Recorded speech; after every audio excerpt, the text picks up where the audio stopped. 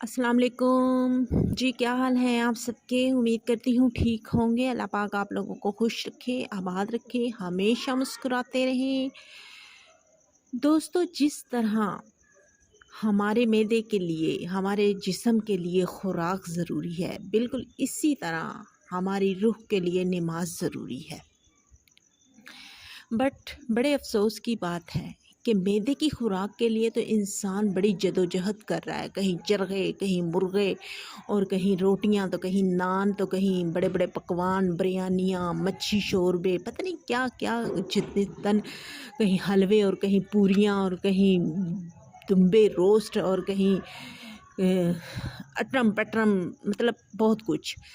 तो फुल दस्तरखान सजाने की कोशिश करता है हर इंसान, अपने तौफीक के मुताबिक अपना दस्तरखान सजाने की कोशिश करता है, अपने खाने खाने की कोशिश करता है। अगर जो ज़्यादा अमीर है वो अपनी हैसियत के मुताबिक करता है और जो गरीब है वो भी अपनी हैसियत के मुताबिक करता है। लेकिन अफ़सोस की बात है ये है कि नमाज के लिए कितनी कोशिश करता है, कि हम अपनी रूह की ग़ज़ा के लिए कितनी कोशिश करते हैं। रूह की ग़ज़ा है नमाज और कुरान। हम इस चीज़ को लेके कितनी कोशिश करते हैं। नमाज की तरफ हम जाते नहीं हैं। कुरान को हमने कभी खोल के नहीं देखा। कुरान पाक हमारे घरों में तो मौजूद है, लेकिन कभी हमने उसको कितनी दफ़ा दिन में खोल के देखा। बहुत से लोग हैं वो तो महीनों ही नहीं खोलते होंगे हम में से। तो नमाज है, दिन में 5 बार मुअज़्ज़िन अज़ान देता है और लास्ट में हय्या अलस्सलाह, हय्या अलस्सलाह, आओ नमाज की तरफ, आओ नमाज की तरफ, हय्या अलल फलाह, हय्या अलल फलाह, आओ भलाई की तरफ, आओ भलाई की तरफ, 5 दफ़ा वो आवाज़ देता है। बट अफ़सोस की बात है कि उसकी आवाज़ पे कितने हमसे में से कितने मुसलमान औरतें और मर्द हैं जो लब्बैक कहते हों। अल्लाह की आवाज़ है ये, अल्लाह की आवाज़।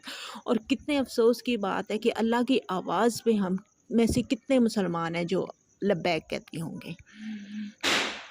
फिर हम कहते हैं हमारी ज़िंदगियों में से परेशानियां ख़त्म नहीं होती, हमारे घरों में से परेशानियां ख़त्म नहीं होती, हमारे बच्चे हैं जो वो कहना नहीं मानते, हमारे रिज़्क़ में बरकत नहीं है, हमारी सेहत में बरकत नहीं है, हमारे सुकून में बरकत नहीं है। ओ मेरे भाई, ओ मेरी बहनों, कैसे आएगी बरकत जब हम नमाज की तरफ नहीं जाते, जब हम अल्लाह के पुकार की तरफ लब्बैक नहीं कहते? तो फिर हमारे घरों में तो भी बेसुकूनी रहेगी ना।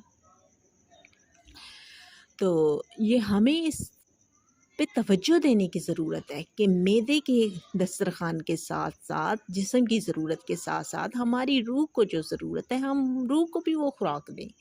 हमारे जिस्म की ज़रूरत है दुनियावी खुराक जो कि हम खाते हैं, और हमारी रूह की ज़रूरत है इबादत, जिसमें नमाज आ जाती है, कुरान पाक आ जाता है, अल्लाह पाक। तो हम कितनी उस चीज़ को, हाँ, जिस्म की ज़रूरत तो हम पूरी करते हैं, जैसे भी खुराक हम खाते हैं, लेकिन रूह की ज़रूरत कौन पूरी करता है? रूह की ज़रूरत कितने मुसलमान हैं जो पूरी करते हैं? फिर रूह में बेसुकूनी रहेगी, फिर डिप्रेशन का शिकार होना ये एक आम सी बात है।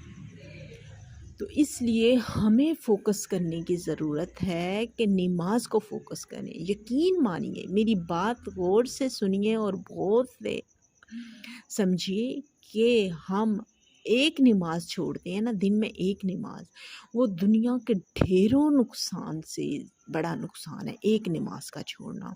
और जब एक नमाज फ़ौत हो जाती है, जैसे एक इंसान फ़ौत हो जाता है वो कभी लौट के नहीं आता, ऐसी एक नमाज अगर बंदे की फ़ौत हो जाती है ना, एक मुसलमान की, तो वो कभी वापस नहीं आ सकती।